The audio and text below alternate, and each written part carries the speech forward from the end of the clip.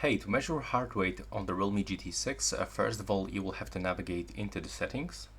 Then you will have to scroll all the way down and go for the Realme Lab.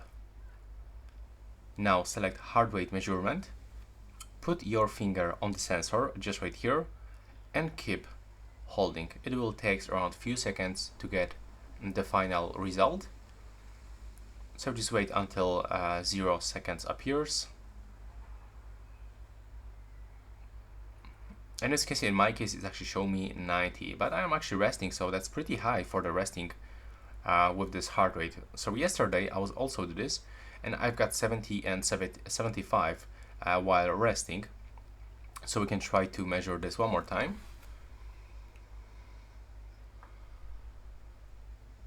And if you wonder if these measurements are actually accurate, as you can see right now, I've got 70. So it looks like that we have to actually measure this for a few times until we'll get correct results. There we go.